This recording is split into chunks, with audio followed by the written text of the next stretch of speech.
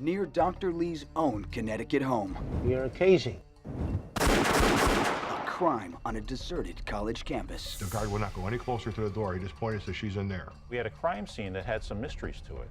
Another investigation requires the forensic skills of Dr. Henry Lee.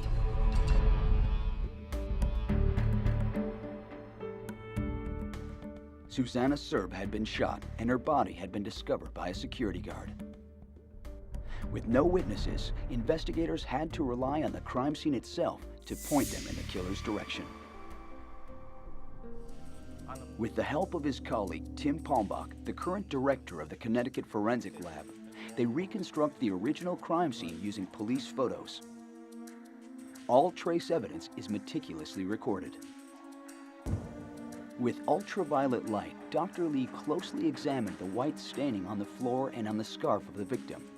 To the untrained eye, it was nothing more than a random stain, but Dr. Lee knew that it could be critical.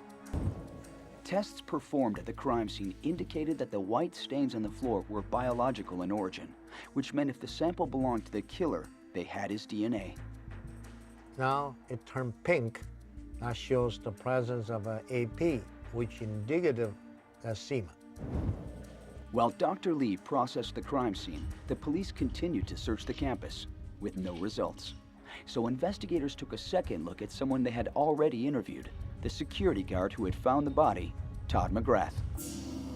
Police asked McGrath for a shirt and jacket to test for trace evidence. Both were rushed to Dr. Lee's nearby lab. Here are some very small blood spatters. Those are high-velocity blood spatter, which indicative he had to be close and next to her when the gunshot was discharged. Dr. Lee also found something else on McGrath's shirt. More white stains like those that had been discovered on the restroom floor. No time was lost in getting a search warrant. The shiny object was a shell casing, and there was more than one, each matching the single casing found beneath Susanna Serb's scarf. It was the first direct link between the security guard who claimed to have found the body and the victim.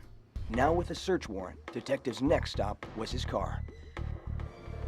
Finally, when we lift the seat cover, and lo and behold, the weapon is under the seat cover. The gun, along with the rest of the evidence, was brought to the forensic lab for detailed analysis. First, the white stains that were collected from the floor of the bathroom would be compared with the deposits found on Todd McGrath's shirt. It was consistent between these three stains, and it was also consistent with the known genetic profile of Todd McGrath. And the blood spatter on Todd McGrath's shirt also provided a match with the victim's blood.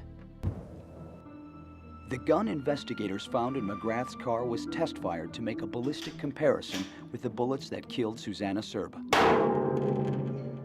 It was another match.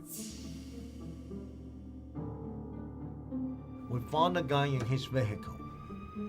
We found a casing and bullet in his boots. We found casing at the scene. We found bullet in her body. All those tied together shows he in fact was the shooter of this weapon. The trace evidence told Dr. Lee what happened on that Sunday. It was now clear that Susanna Serb had fought off an attempted rape, and her act of self-defense probably led to her death. The physical evidence tells us what did happen here. This particular case, we don't have witnesses, but we do have a witness as scientific evidence as our witnesses.